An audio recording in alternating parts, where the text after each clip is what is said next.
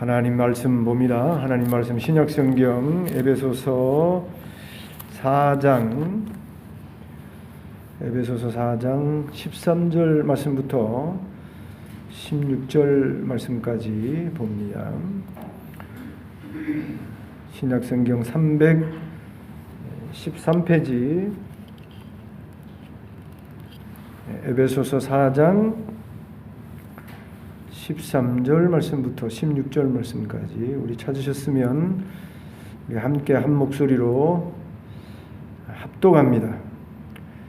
시작. 우리가 다 하나님의 아들을 믿는 것과 아는 일에 하나가 되어 온전한 사람을 이루어 그리스도의 장성한 분량이 충만한 데까지 이르리니 이는 우리가 이제부터 어린아이가 되지 아니하여 사람의 속임수와 간사한 유혹에 빠져 온갖 교훈의 풍조에 밀려 요동하지 않게 하려 함이라. 오직 사랑 안에서 참된 것을 하여 범사에 그에게까지 자랄지라. 그는 머리니 곧 그리스도라. 그에게서 온 몸이 각 마디를 통하여 도움을 받음으로 연결되고 결합되어 각 지체의 분량대로 역사하여 그 몸을 자라게 하며 사랑 안에서 스스로 세우느니라. 아멘. 우리 예수님께서 교회를 세우셨습니다. 교회를 사람이 세운 것으로 생각하는 그런 경향이 있는데, 교회는 사람이 세운 것이 아니라 우리 예수님께서 자기의 피를 가지고 세우신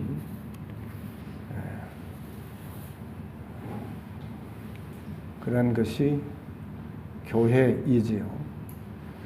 우리 예수님께서 이렇게 자기의 피를 흘려서 이 땅에 교회를 세우신 목적이 있는데, 그 여러 가지 많은 목적 중에 가장 중요한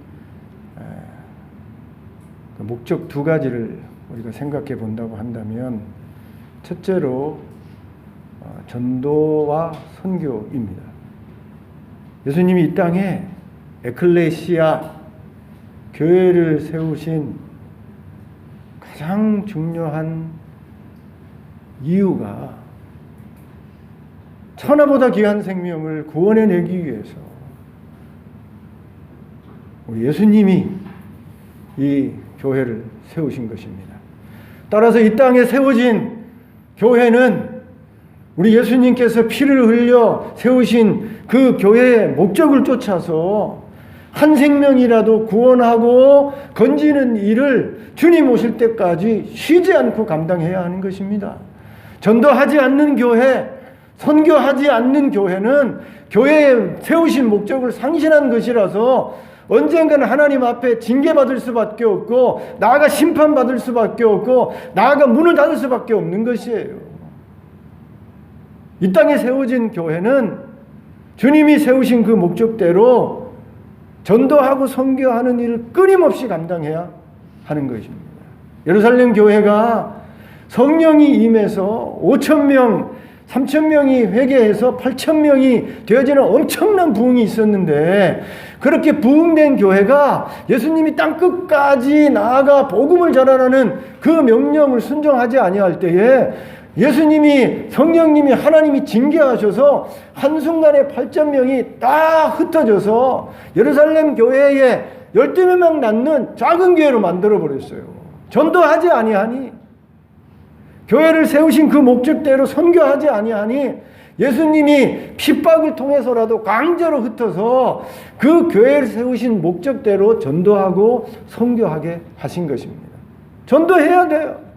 교회가 세워졌다고 한다면 그 교회를 세우신 목적대로 전도하고 선교하는 일에 힘쓰고 애써야 하는 것입니다.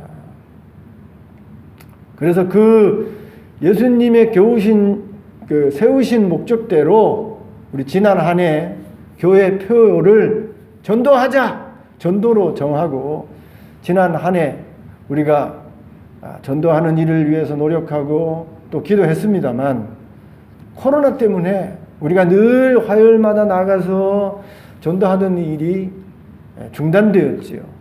전도하는 일도 중요하지만 전도하다가 다른 사람들에게 해로운 일을 끼칠 수 있고 코로나를 또 전달할 수 있기에 이웃을 사랑하는 마음으로 우리 전도하는 일을 잠시 멈췄습니다만 그래도 감사한 것은 뜻있는 몇 분이 그래도 그 코로나 가운데서도 그래도 전도해야 되겠다는 그 마음을 잃지 아니하고 금요일마다 나와서 또 전도를 시작하고 전도하는 그 모습을 보면서 얼마나 감사하고 기뻐했는지 모릅니다. 전도하셔야 돼요. 나만 구원받는 것으로 만족하지 마시고 아직 구원받지 못한 불쌍한 저 교회 밖의 영혼들을 바라보면서 기억하면서 어떤 모습이든지 어떤 형태로든지 전도하고 구원해내는 이 선교의 사명을 교회와 여러분이 감당해야 되는 것입니다. 언젠가 저와 여러분이 하나님 앞에 세워졌을 때, 대면했을 때 우리 하나님이 내가 주신 구원을 가지고 내가 주신 은혜와 축복을 가지고 이 땅에 살면서 얼마나 많이 전하고 얼마나 구원받는 일을 했느냐고 하나님이 우리에게 질문할 때가 있을 것입니다. 너 이 땅에 살면서 몇 명이나 전도하고 왔냐? 물으실 날이 올 거예요. 그럼 지금까지 살아오시면서 신앙생활을 오시면서 몇 명이나 예수 믿게 하셨습니까? 몇 명이나 교회로 인도하셨습니까? 전도하셔야 돼요. 목회자만 특별히 복음의 달란트를 은사를 받은 선교사만 전도하는 것이 아니라 우리 모두가 작은 예수가 되어져서 예수님의 제자가 되어져서 여러분 땅끝까지 이르러 교회를 세우신 우리를 구원하신 그 목적을 쫓아 전도하고 선교하고 교회로 이끌고 구원하는 일에 저와 여러분이 애를 써야 되는 것입니다. 굳이 여러분이 오늘 나중에 살펴보겠습니다만 신앙 좋은 사람으로 만드는 일까지 여러분 책임질 일이 없어요. 이끌어오세요. 전도하세요. 성령 하나님께서 여러분이 이끌어 내신 그 영혼들을 세우시고 구원하시고 또 자라게 하시는 그런 역할을 할 것입니다. 우리 예수님께서 피를 흘려 교회를 세우신 두 번째 목적은 교육입니다. 성도를 교육해서 가르치는 일은 예수님의 마지막 명령이죠. 너희는 모든 족속으로 제자를 삼아 아버지와 아들과 성령의 이름으로 세례를 주고 내가 분부한 모든 것을 가르쳐 지키게 하라.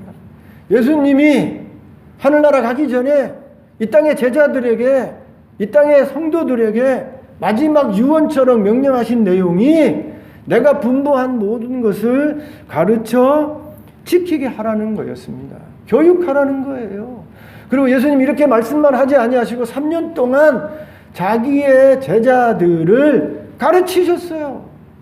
진리로 가르치셨어요. 조금 어려운 말로 선교하고 전도하는 일을 캐리그마라 그래요. 캐리그마. 예수님이 불특정 다수에게 구원하기 위해서 복음을 선포하셨어요. 캐리그마. 그리고 예수님이 불특정 다수를 구원하기 위해서 선포하고 전도하고 선교하는 그런 일도 하셨지만 12명의 제자를 택해서 3년 동안 그 하나님의 진리의 말씀을 구체적으로 가르치는 디다케도 하셨어요. 디다케, 교육한다는 겁니다. 가르친다는 것입니다. 교회가 예수님의 이 마지막 명령 그리고 당신이 직접 제자들을 택해서 디다케 가르치는 일을 하셨던 것처럼 주님 오실 때까지 교회가 그 교회의 설립 목적대로 성도들을 가르치는 일을 쉬지 말아야 하는 것입니다. 여러분이 전도해서, 교회가 전도하고 선교해서 한 생명이 예수를 믿고 구원받게 되어지면 구원받는 것으로 끝나는 것이 아닙니다. 그때부터 구원이, 이제 구원받은 그 삶이 새롭게 시작이 되어지는 것입니다. 처음 예수 믿고 구원받는 사람은 아무것도 모르는 백치와 같은 상태예요. 어린아이와 같은 상태인 것입니다. 신앙에 대해서, 하나님을 아는 일에 대해서, 그리고 신앙에 어떻게 살아야 하는 일에 대해서 백치와 같은 상태예요. 어린아이와 같은 상태인 것입니다. 금방 어머니 뱃속에서 나온 아이와 같은 것입니다. 그런 신앙의 백치, 어린아이와 같은 아이를 교회가 진리의 말씀으로, 생명의 말씀으로 먹이고 가르쳐서 키워야 하는 거예요. 그래서 어린아이의 신앙이 이제 유아기를 거치고, 그 다음에 아동기를 거치고, 청장인 길을 거쳐서 어른 신앙으로 성장하고 발전해야 되는 것입니다. 그런데 교회마다 정말 안타깝고 안타까운 일들은 예수를 믿고 구원은 받았는데 어린아이 상태로, 성장하지 않는 상태로 10년, 20년, 아니 정말 안타깝고 심각한 것은 평생토록 어린아이 신앙에 머물러 있는 그런 성도들을, 신자들을 우리가 보고 만날 때가 있는 것입니다. 전혀 잘하지 않았어요. 예수를 알고 예수 믿어서 구원받는 그것으로 그냥 머물러 있어서 마치 성장하지 아니하는 장애아처럼 장애를 안고 신앙생활하는 사람이 너무 많아요. 여러분, 어린아이가 자라지 않고 장애가 있게 되어지면 어떻게 되어집니까? 본인에게 문제가 있는 거예요. 본인이 자라지 못해서, 머리가 자라지 못하면 전응아가 되어져서 정상적인 생활을 할 수가 없는 거예요. 아이가 성장판에 문제가 있거나 아이의 몸에 뭐가 문제가 있어 자라지 않게 되어지면 아이가, 여러분, 건강하게 정상적으로 사회인으로 독립해서 살아가기가 어려운 것입니다. 마찬가지예요. 신앙이 자라지 않아서 예수 믿는 것으로 끝이 나서 더 이상 신앙이 자라지 않고 성장하지 않게 되어지면 그것이 그에게 신앙의 문제가 되어져서 여러분 살아가는 데에 신앙생활을 아름답게 재미있게 하는 일에 장애가 와서 제대로 된 신앙생활을 할 수 없게 되어지는 것입니다. 신앙생활을 하는데도 그 신앙이 자기에게 유익이 되지 못해요. 신앙을 하는데도 그 신앙 때문에 갈등이 더 많고 신앙 때문에 더 힘이 드는 거예요. 그런데 여러분, 성장하고 발전하게 되어지면 그 성장하고 발전하는 것 때문에 여러분 신앙이, 여러분 갈등을 넘어서서 성령 충만해서 기쁨으로 여러분 하나님의 나라를 누리면서 이 땅에서도 천국을 누리면서 행복하고 즐거운 신앙생활을 할 수 있게 되어지는 것입니다. 이게 정상적인 신자예요. 근데 말씀드린 대로 자라지 아니하니 그 자라지 않는 장애 신앙으로 인해서 교회에 얼마나 많은 문제를 일으키는지 몰라요. 말이 바뀌지 않아요.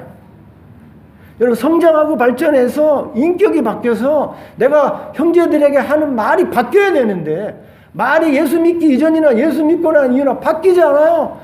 거침없이 뱉어냅니다. 덕을 세우는 지혜로운 아름다운 말을 하는 것이 아니라 내 기분대로 막 뱉어내요. 그래서 형제 사이에 많은 상처를 주게 되어져서 그게 교회의 문제가 되고 심지어 교회를 나오지 않는 그런 일까지도 벌어지는 것입니다. 인격이 변하지가 않아요. 사람들을 배려하고 이해하고 사랑하는 이런 면에 있어서 전혀 훈련이 되어 있지 아니하고 그저 사랑만 받고 이해받기만 원해서 그렇게 이기적인 신앙을 하다 보니 교회가 정말 서로 사랑하고 이해하면서 정말 천국을 맛보고 누리는 그런 교회가 되어져야 되는데 다들 이기적인 어린 신앙만, 철부지 신앙만 가지고 신앙생활을 하다 보니 교회가 세상 사람들처럼 이전 투구하고 시기와 질투와 다툼으로 그런 모습의 교회가 되기가 십상이고 그런 많은 모습을 보게 되어지는 것입니다. 우리 예수님이 교회를 세우신 목적이 가르쳐서 성장하게 하기 위해서 교회를 세운 것입니다. 이런 교회 설립의 목적, 우리 성도들로 하여금 교회를 통해서 자라게 하게 하기 위한, 성장하게 하기 위한 그 설립 목적에 따라서 올해 우리 교회의 표어는 가르쳐 지키게 하라. 교육입니다. 교육. 저 여러분 잘해야 돼요. 2021년보다 잘해야 돼요. 2020년보다 잘해야 돼요. 2019년보다 잘해야 돼요. 3년 동안 예수님의 제자가 자라면서 세상을 바꾸는 제자들로 바뀌었어요. 3년 만에 제자들이 성령 충만함으로 세상을 바꾸는 예수님의 제자로 성장하고 발전한 것입니다. 여러분 2019년이 3년 전에 지났어요. 2020년이 3년 전에 지났어요. 2021년이 2년 전에 지났어요. 여러분 벌써 여러분도 여기 교회에서 신앙생활 한 지가, 우리 교회에서 신앙생활 한 지가 여러분 몇 년이십니까? 그 기간 동안 자라고 성장하고 발전했어야 되는데 그 기간 동안 얼마나 발전하셨습니까? 얼마나 잘하셨습니까? 잘하셔야 돼요. 잘하셔야 돼요. 오늘 여기 우리가 읽은 에베소서 4장 13절부터 16절의 모든 내용이 어디에 포커스가 맞춰져 있냐면, 어디에 초점이 맞춰져 있냐면 자라야 한다는 것입니다. 이렇게 자라야 되는 신앙의 당위성이 있는데 어떻게 하면 우리가 잘 자랄 수 있는가? 첫째로 가르치고 배워야 한다는 것입니다. 여러분 잘 자라려면, 성장하려면 가르치고 배우는 일을 잘해야 하는 것입니다. 근데 잘하고 싶은데 가르쳐주는 사람이 없어요. 가르치려고 하는데 배우려고 하는 사람이 없어요. 그러면 잘할 수가 없는 것입니다. 이 땅에 교회가 얼마나 많겠습니까? 얼마나 많은 목회자가 있겠어요. 그런데 안타깝게도 좀 심각하게 말하면 불행하게도 가르치려는 목사님이 적어요. 그러니까 성도들이 더 알려고 하는데, 성도들이 더 배우려고 하는데 그 가르침을 받고 배우려고 하는 성도들에게 진리의 말씀을 조각조각 잘 먹을 수 있게 가르쳐서 양육하는 목회자가 그렇게 많지 않은 것입니다. 너무나 안타까운 일이에요. 근데 반대로 목회자가 가르치려는 예수님의 비전을 자기의 비전으로 삼아서 열심을 다해서 성도들을 가르치고 애쓰려고 하는데 성도들이 배우려 하지 않는 것입니다. 이렇게 가르치지 않는 교회, 배우려고 하지 않는 성도가 있게 되어지면 성장은 멈추고 자라지 않게 되어지는 것입니다. 여러분 잘하려면 가르쳐야 돼요. 힘들고 어려운 과정이라고 하더라도 가르쳐야 하는 것입니다. 그리고 그렇게 가르치려고 교회가, 목회자가 애쓸 때에 그 가르치려고 애쓰려는 그 노력에 성도들이 발맞추어서 순종해서 배우는 노력을, 배우는 수고를 감당해야 하는 것입니다. 할 수만 있으면 여러분 성경뿐만 아니라 다양하게 성경 진리를 바탕으로 해서 우리 성도들이 잘할 수 있도록 모든 방면에서 여러분 가르치는 일을 교회가 감당해야 돼요. 우리 교회는 작아서 저는 마음속에 욕심은 많은데 하고 싶은 일은 여기 꽉 찼는데 우리 교회 여건이 되지 않아서 하질 못해요. 할 수만 있으면 여러분 모든 교육을 다 해야 됩니다. 큐티 공부도 해야 되고, 제자 훈련도 해야 되고, 사역자 공부도 해야 되고, 전도에 대한 공부도 해야 되고, 여러분 부부 세미나도 해야 되고, 여러분 아이들 교육하는 그런 교육도 해야 되고, 할 일이 너무 많아요. 할 일이 너무 많아. 할 수 있으면 다 해야 돼요.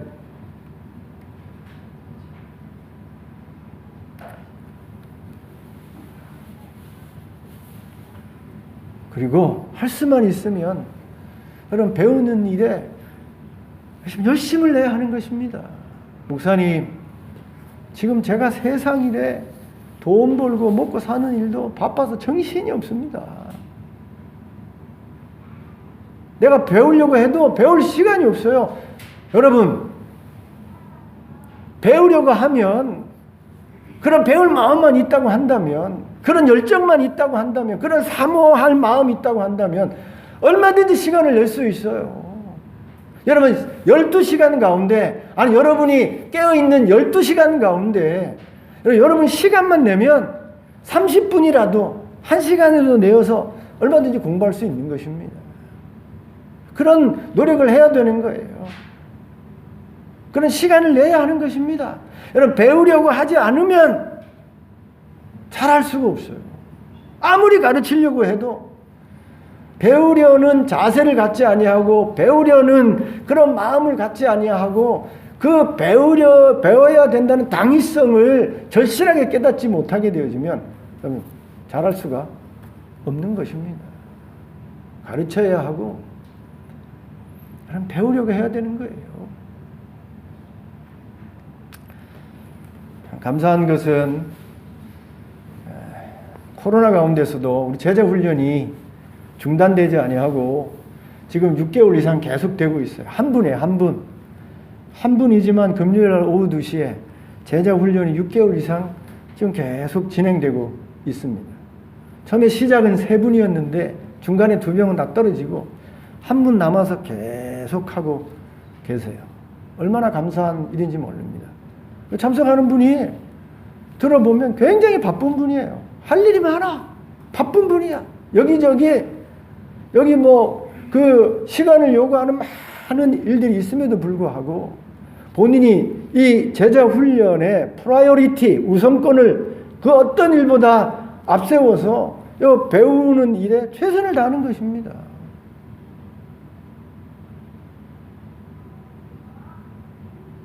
그래서 지난 한 해 공부를 6개월 동안 하고 또 올해도 계속 진행해 나갈 것입니다. 공부하는 분한테 제가 물어봤어요. 그래, 공부를 한 6개월 이상 했는데 본인한테 유익이 됩니까? 고백을 합니다. 이전에 신앙생활을 하던 것과 다른 그런 신앙생활을 할 수 있게 됐다는 거예요. 이전에 교회에 다니던 것과 다른 교회 생활을 할 수 있게 됐다는 것입니다. 잘하려면, 성장하려면 가르치는 일이 반드시 있어야 하고, 가르치는 일이 있다고 한다면 여러분 힘들고 어렵고 바쁜 일이 있다고 하더라도 시간을 내어서 배우는 일을 해야 되는 것입니다. 그래야 잘하고 성장하지. 가르치는 일과 배우는 일에 힘쓰지 않으면 성장할 수가 없는 거예요.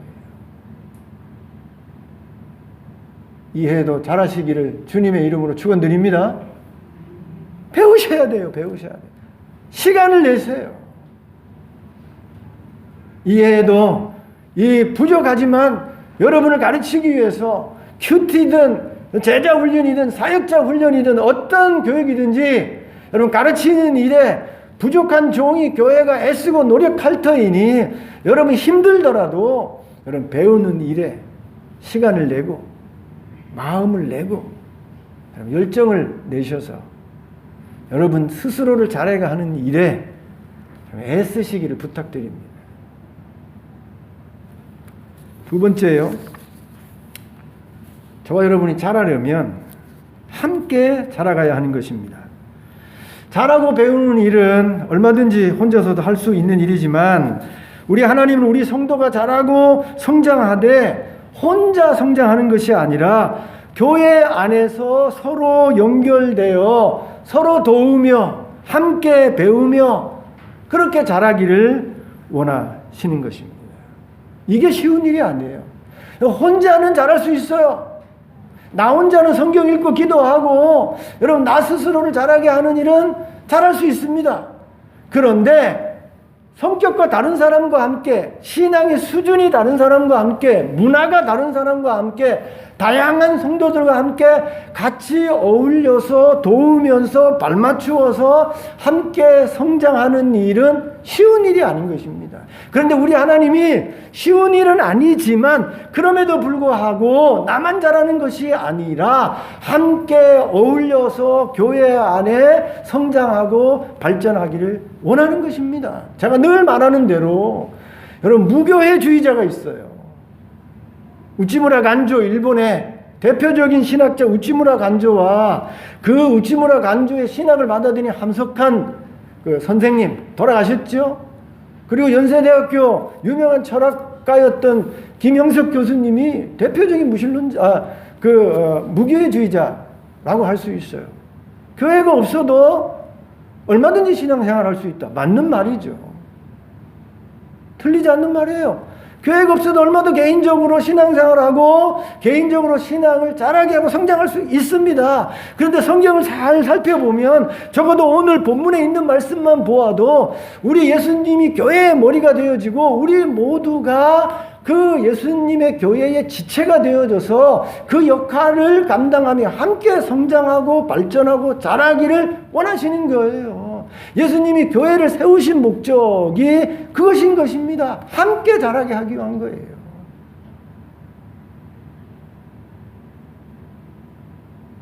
여러분, 옛날에 요즘은 아이들이 뭐 1명, 2명이라 가지고 뭐 아이들이 그냥 혼자 그냥 공주로 왕자로만 기르지 않습니까? 저희 형제가 5형제인데요.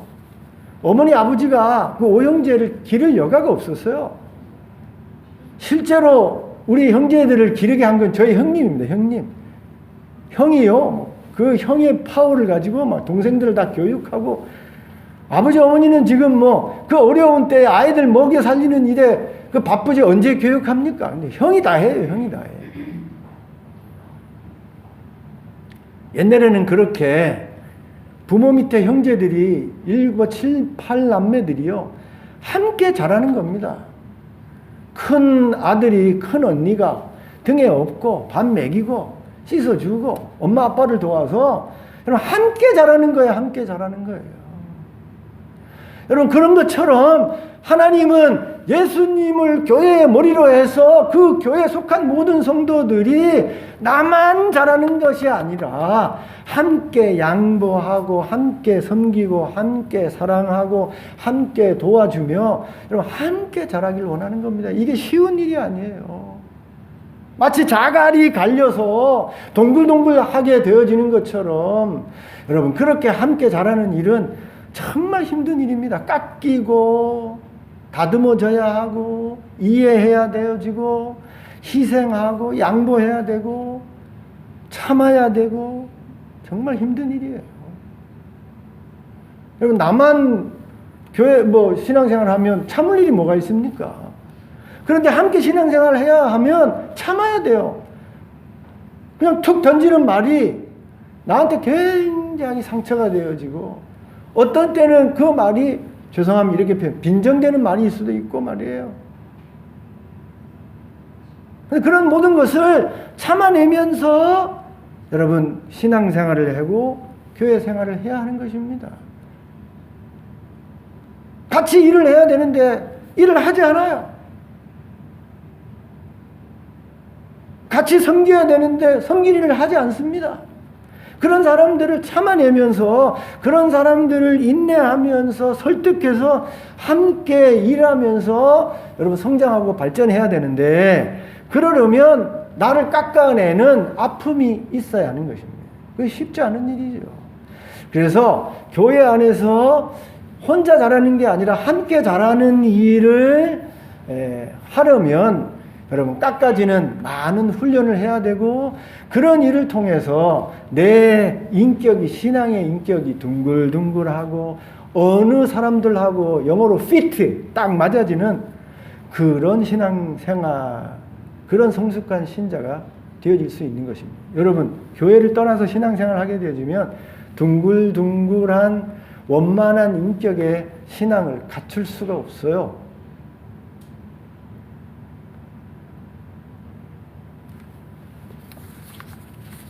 이전에 요즘은 그런 운동이 이제는 많이 쇠퇴해 가고 한때 유행처럼 지나가게 되어졌습니다만, 제가 청년 때만 하더라도 소위 파라처치 무브먼트라는 게 있었습니다. 파라처치 무브먼트. 파라라는 말이 이게 헬라어 말로 옆에라는 뜻이에요. 곁에. 처치라는 게 교회 아니에요. 무브먼트가 운동인데, 교회 안에서 신앙생활을 하는 게 아니고 교회 밖에서 신앙생활을 하는 겁니다. 뭐 예를 들면 CCC, 예수전도단, 뭐 내비게이터, 이런 교회가 아닌 교회 밖의 단체에서 신앙생활하는 그런 운동들이 있었어요. 많은 도움이 됐습니다. 청년들이 예수를 알고 구원받는 일에 이 파라처치 무브먼트 운동이 굉장히 도움이 됐어요. 그런데 그 파라처치 무브 운동이 정말 도움이 되려면 교회 안으로 들어와야 되는 거예요. 교회에서 가르침을 받고 교회에서 배우면서 교회를 통해서 성장하고 발전해야 되는 것입니다. 그런데 교회 안에서 신앙생활하고 잘하는 일이 힘들고 어렵다고 해서 자기 뜻에 맞는 사람들과 튕겨나가서 그렇게 교육을 받고 그렇게 신앙생활을 하게 되어지면 유유상종 자기의 뜻에 맞는 사람들하고 신앙생활을 잘할 수 있지만 맞지 않는 사람들하고는 신앙생활을 하기가 어려운 것입니다. 하나님은 그러길 원치 않아요.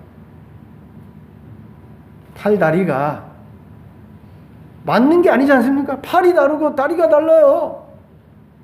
그런데 팔이 다르고 다리가 다르지만 머리이신 예수님 안에서 서로 양보하고 희생하고 이해하고 배려해서 함께 조화롭게 이 그리스도의 몸에 매달려서 역할하고 활동하고 성장하기를 원하는 것입니다. 여러분 신앙생활 교회 안에서 하셔야 돼요. 교회에 오는 것이 참 힘든 분이 계실 거예요. 그러나 교회에 오는 것이 힘들고 교회 안에 어울려서 여전도회로 구역예배로 교회 활동하느니 힘들고 어렵다고 하더라도 여러분 부단히 교회에서 떠나지 아니하고 뿌리를 내리면서 이 교회 안에서 배우고 가르침을 받고 성장하는 일을 꾀하셔야 돼요. 때로는 부딪히고 싸우고 그래서 빈정 상하고 마음이 상하고 여러분 그래도 교회를 떠나지 아니하시고 이 교회의 뿌리를 받고 계속해서 나를 깎으면서 성장해서 예수 닮는 인격으로 성장하고 발전해야 되는 겁니다. 그게 교회를 세우신 예수님의 목적이에요. 함께 자라야 되는 겁니다. 이 자라는 것이기 때문에 이건 좀 여담입니다만 우리 한국교회의 성장, 소위 말해서 잘하는 것 아닙니까? 교회가 성장하고 부흥하는 이 개념에 대해서 정의에 대해서 오해하는 경우가 너무나 많습니다. 예수님이 우리 하나님이 정의하시는 성장은 교회에 속한 한 사람 한 사람이 함께 자라고 성장해서 여기 오늘 본문에 있는 말씀대로 그리스도의 장성한 분량 어른신앙으로 자라는 게 성장이에요. 그게 말하면 부흥인 것입니다.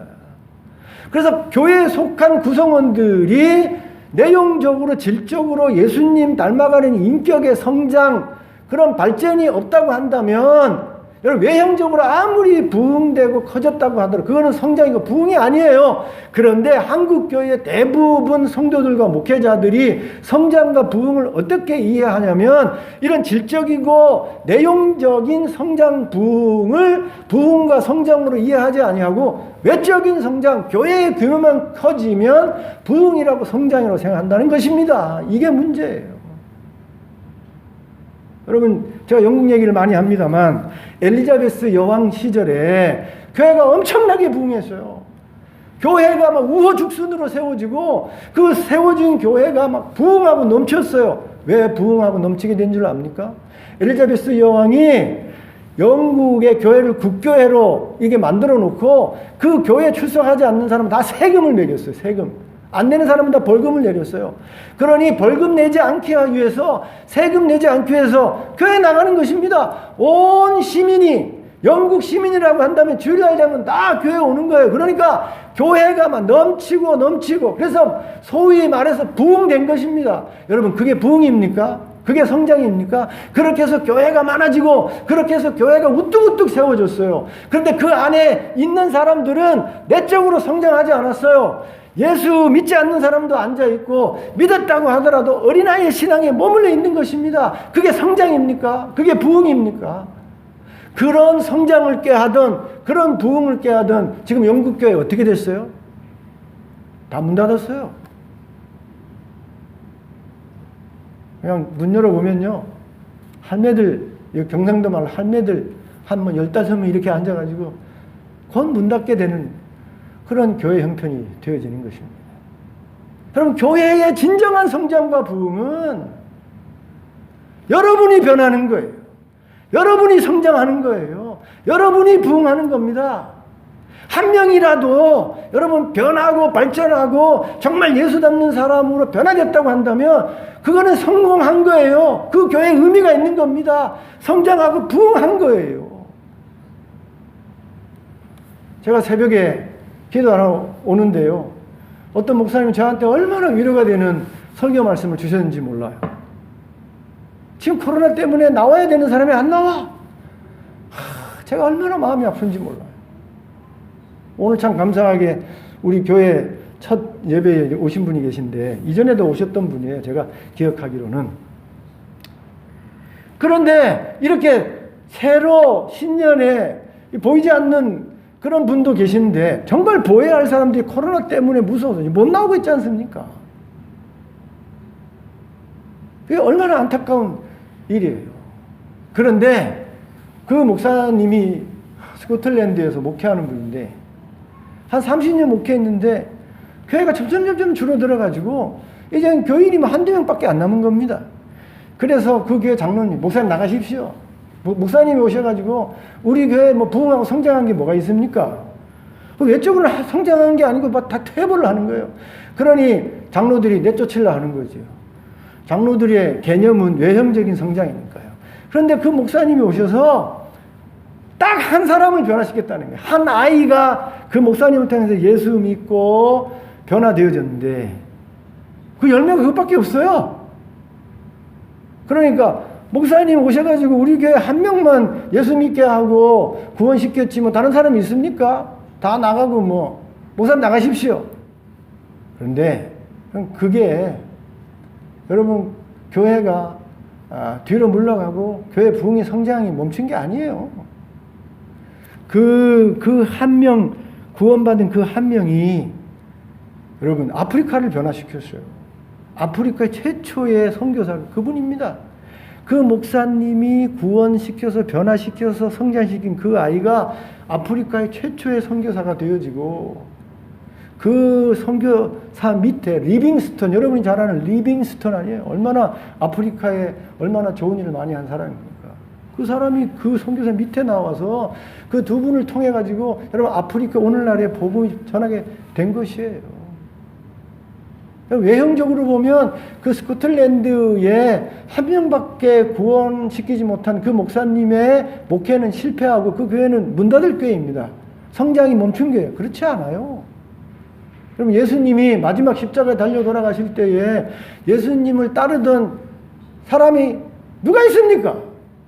예수님이 십자가에 달린 그 시점에서 보게 되어지면 예수님의 교회는 망한 교회예요. 아무도 따라오지 않아. 예수님의 여러분 목회는 우리 인간적인 기준으로 보면 실패한 목회인 것입니다. 그럼 실패했습니까? 아닙니다. 그 시점에 있어서는 여러분 실패한 것 같지만 그 예수님의 십자가를 통해서 내용적으로 바뀌어진 12명의 제자들이 오순절 성령의 충만을 받아서 이전과는 다른 질적인 제자들이 되어져서 세상을 바꾸는 그런 사람들로 실제적인 교회가 부흥하는 그런 성장으로 나아가지 않았습니까? 교회는요, 혼자 자라면 안 돼, 혼자. 같이 자라야 돼, 같이 자라야 돼. 옆에 있는 분들랑 한번 얘기하십시다. 말합시다. 같이 자라십시다. 같이 자라야 돼요, 같이.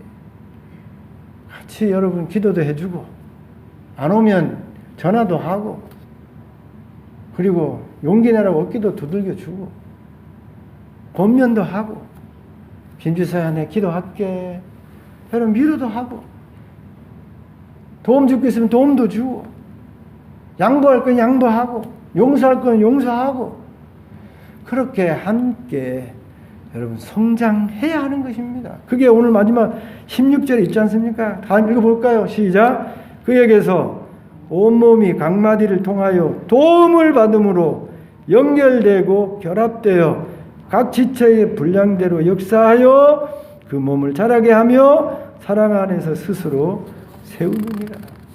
셋째로요, 자라려면 계속 배워야 한다는 겁니다. 자라고 성장하는 일은 단시간에 절대로 되지 않습니다. 시간이 걸리고 나를 단련하는 지난한 과정이 여러분 성장하는 과정이에요. 콩나물은 금방 자랄 수 있죠. 그런데 그 콩나물 신앙은 여러분 그 뚜껑만 열게 되어지면, 햇빛만 보게 되어지면, 바람만 불게 되어지면 다 부러지는 신앙인 것입니다. 그런데 박달나무처럼 여러분 단단한 신앙, 굳게 되어진 신앙이 되어지려고 하면 하루아침에 되지 않아요. 바람을 맞아야 되고, 여러분 그 한겨울에 추운 그 기후를 견뎌내야 되고, 별일을 다 겪어야 단단한 나무가 될 수 있듯이, 저와 여러분이 온전한 그리스도의 장성한 신자가 되려면 시간이 걸리는 겁니다. 단련되어지는 지난한 과정이 있어야 되는 거예요. 여러분 병사가 전쟁에 능한 병사가 되는 일은 하루아침에 되지 않지 않습니까? 별의별 훈련을 다 거치고, 그래서 병장이 되어지고, 여러분 하사, 중사, 상사, 원사가 돼야 전쟁터에 나가 제대로 싸울 수 있는 거예요. 여러분 성장하는 일은 지난한 오랜 시간이 걸리는 가르침의 시간과 배움의 시간이 동반되어야 하는 것입니다. 사도 바울이요, 얼마나 대단한 사도입니까? 성경 13권을 적으면서 신학적으로 논리적으로 우리에게 가르쳐 주시는 분이 사도 바울이에요. 근데 그 사도 바울이 자기가 기록한 글에 나는 이미 도달했다고 생각하지 않는다. 나도 이 정도로 깨닫고 이 정도로 그리스도의 비밀을 가르쳐서 너희들에게 가르치는 자이지만 내가 이미 얻었다고 생각하지 아니하고 아직도 표대가 있다고 생각하고 그 표대를 향해서 나도 날마다 달려간다. 나도 날마다 배운다. 가르치지만 내 스스로를 가르쳐서 계속해서 성장하고 발전해서 그리스도의 장성한 분량을 해서 나도 달려간다. 여러분 끝까지 배우셔야 하는 겁니다. 끝까지 배우셔야 돼요. 여기 서 있는 양 목사도 지금도 계속 공부하고 있어요.